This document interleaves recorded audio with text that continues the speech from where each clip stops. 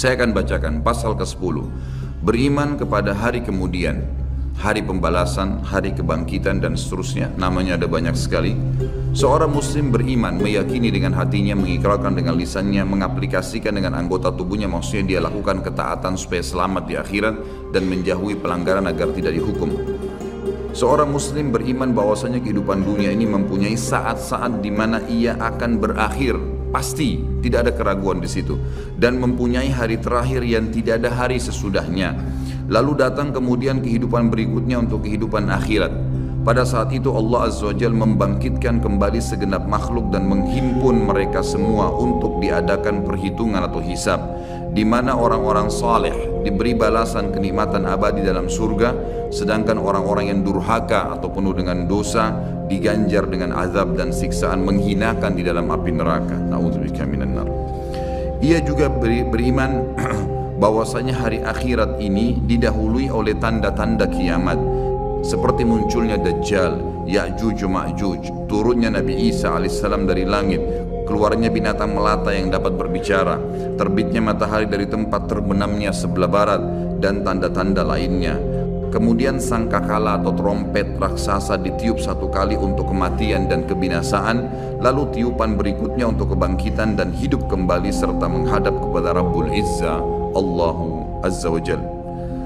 Kemudian penyerahan kitab-kitab catatan amal masing-masing, maka ada yang menerima kitab catatan amalnya dengan tangan kanannya dan pasti dia selamat, dan ada pula yang mengambilnya dengan tangan kirinya yang pasti dia akan celaka.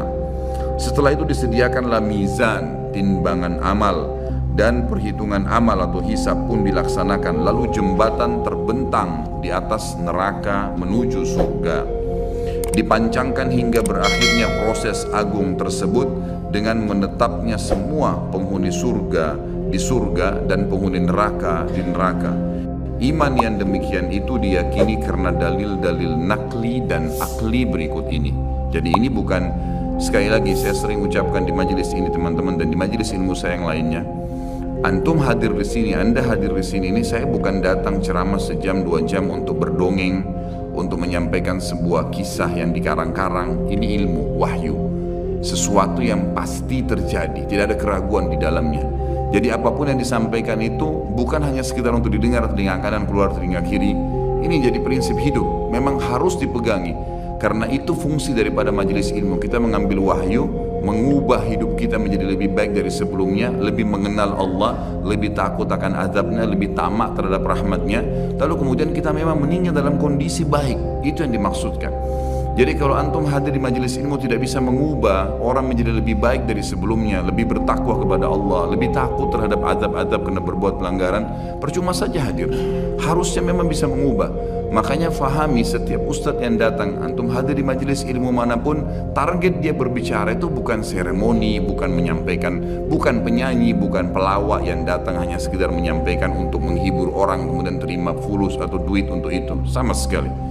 Setiap dai kalau dia ikhlas kepada Allah bukan itu targetnya, tapi bagaimana dia bisa memberikan pemahaman kepada orang-orang yang akhirnya menjadi target amal jariah dia pada hari kiamat nanti, agar mereka faham terhadap hukum Allah dan mereka aplikasikan itu, dan mereka bangga untuk menjadi pegawai-pegawai tanda kutip Allah pencipta langit dan bumi ini. Saya dan teman-teman dai pasti sangat senang untuk bisa menjadi dai seperti ini, karena kita menjadi pegawainya Allah, menyampaikan apa yang Allah inginkan dan Allah akan berikan balasan. Antum pun merasa bangga sebenarnya karena berhasil memahami apa yang Tuhan kita inginkan dan selamat gara-gara itu. Itulah sebabnya kenapa Nabi SAW sholat sampai kakinya pecah-pecah. Dan Aisyah akhirnya hampir meneteskan air mata berkata, "Ya Rasulullah, bukankah dosa anda sudah diampuni yang lalu dan yang akan datang? Belum dikerjakan sudah diampuni." Jawaban Nabi SAW sederhana, "Afala akunu abdan syakura." Tidak layakkah saya menjadi orang yang bersyukur karena saya bisa diberikan petunjuk dan akhirnya saya bisa mengetahui mana boleh dan mana tidak boleh. Itu sebuah karunia yang sangat luar biasa bobotnya. Jadi jangan sampai apa yang kita sampaikan ini hanya sekedar kenangan, hanya sekedar sebuah informasi yang seperti hal yang lewat, seperti baca koran. Bukan teman-teman. Dalil-dalil yang kita bacakan ini sesuatu yang pasti, wahyu, tidak ada keraguan di dalamnya. Yang pertama, tentang adanya kiamat, pasti berakhir semua kehidupan ini. Adanya berita dari Allah Subhanahu wa taala tentang hal tersebut sebagaimana kekal dalam firman-Nya dalam surah Ar-Rahman ayat 26 dan 27. A'udzu billahi minasyaitonir rajim. Kullu man 'alaiha fan wa yabqa wajhu rabbika dzul jalali wal ikram. Semua yang ada di bumi ini akan binasa, tidak terkecuali hancur, dan tetap kekal wajah Rabbmu yang mempunyai kebesaran dan kemuliaan. Firman Allah yang lain juga menjelaskan surah Al-Anbiya ayat 34 sampai 35. A'udzu billahi minasyaitonir rajim. Wa ma ja'alna li basharin min qablikal khulda afa in mitta fahumul khalidun. Kullu nafsin dha'iqatul maut wa nabluukum bisyarri wal khairi fitnah wa ilaina turja'un. Kami tidak menjadikan hidup abadi bagi seorang manusia pun sebelum kau, hai Muhammad. Jadi semuanya mati. Dari Adam pun manusia pertama sudah melalui proses kematian menuju ke alam akhirat itu. Maka jikalau kau mati, apakah mereka akan kekal? Ada orang-orang yang menolak ajaranmu itu akan bisa kekal? Maka tanda tanya, tiap-tiap yang berjiwa akan merasakan mati. Kami akan menguji kamu dengan keburukan dan kebaikan sebagai cobaan yang sebenar-benarnya.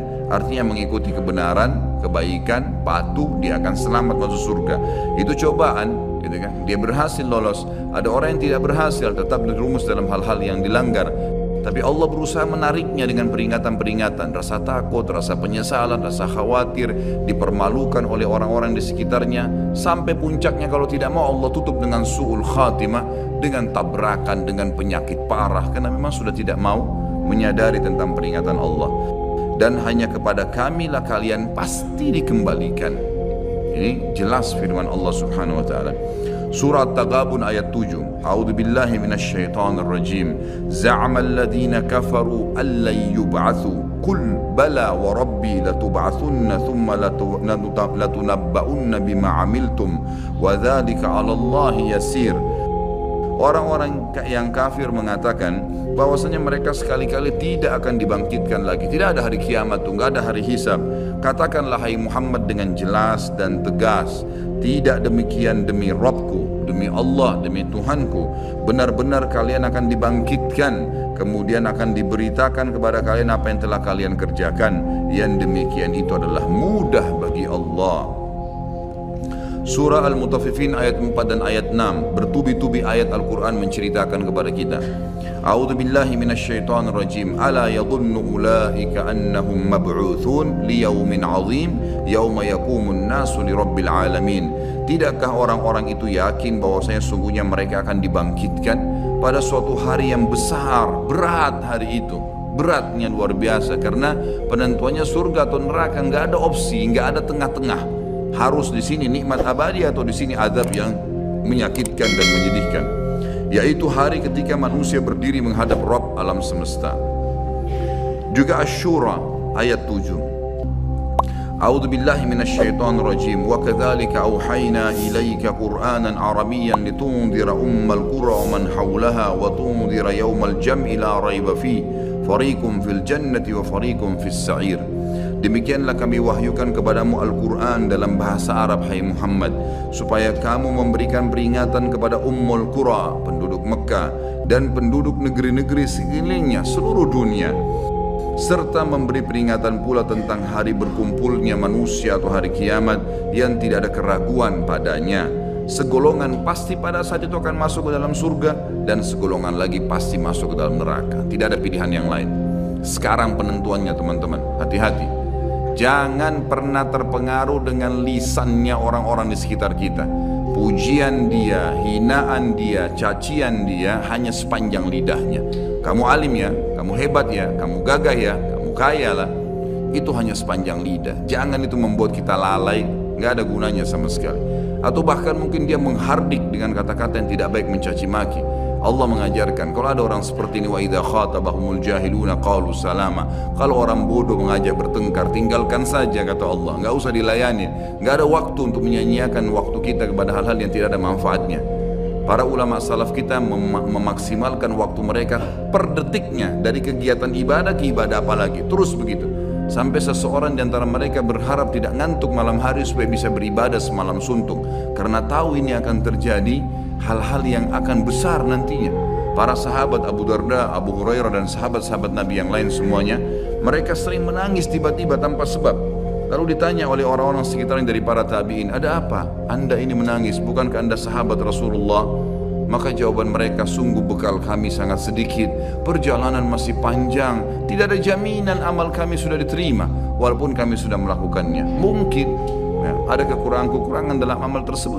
Kita tidak pernah tahu, dari khayalan sholat, dari ini, dari itu, dari riya, dan seterusnya. Ini berbahaya. Kalau para sahabat bisa khawatir begitu, bagaimana dengan kita teman-teman sekalian? Harusnya kita lebih jeli dan lebih hati-hati lagi. Alhamdulillah dengan kemahamurahannya Allah, Allah memberikan fasilitas yang namanya taubat, mudah sekali dilakukan. Tinggal mau meninggalkan perbuatan salah, jadi orang baik-baik, itu saja. Patuhi jalannya Allah, maka Allah masih bisa mengampuni itu kesalahan-kesalahan. Walaupun apa yang sudah kita sia-siakan sudah rugi sendiri.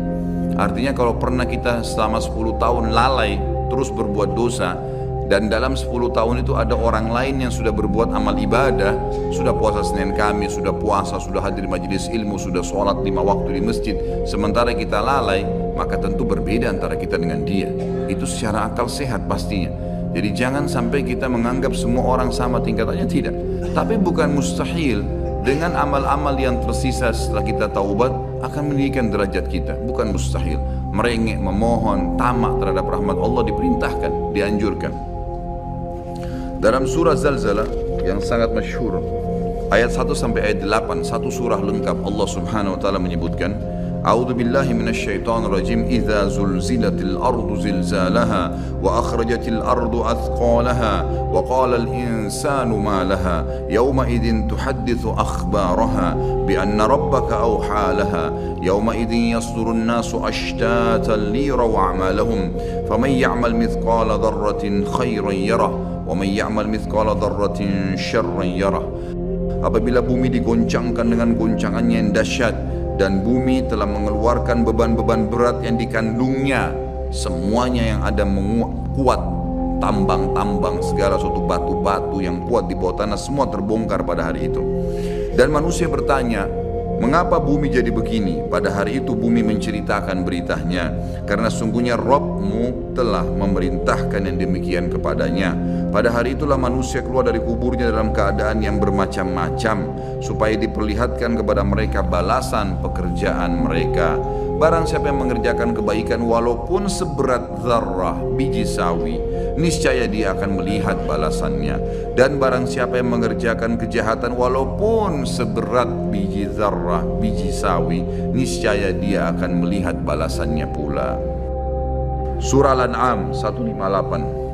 A'udzu billahi minasyaitonir rajim. Hal yanzuruna illa an ta'tiyahumul malaikatu aw ya'tiya rabbuka aw ya'tiya ba'du ayati rabbik yawma ya'ti ba'du ayati rabbika la yanfa'u nafsan imanuha lam takun amanat min qablu aw kasabat fi imaniha khaira. Al-ayat. Yang mereka nanti-nanti, kapan mau taubat nih? Kapan yang kafir itu mau beriman kepada Allah?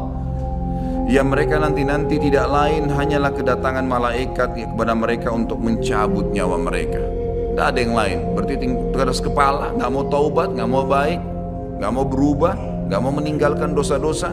Kalau gitu tunggu aja malaikat mau datang. Atau kedatangan Rabbmu, atau pada hari kiamat lebih dahsyat lagi, atau kedatangan sebagian tanda-tanda Rabbmu, tanda-tanda sebelum terjadi hari kiamat. Pada hari datangnya sebagian tanda-tanda Rabbmu, tidaklah bermanfaat lagi iman seseorang bagi dirinya sendiri yang belum beriman sebelum itu, atau dia belum mengusahakan kebaikan dalam masa imannya.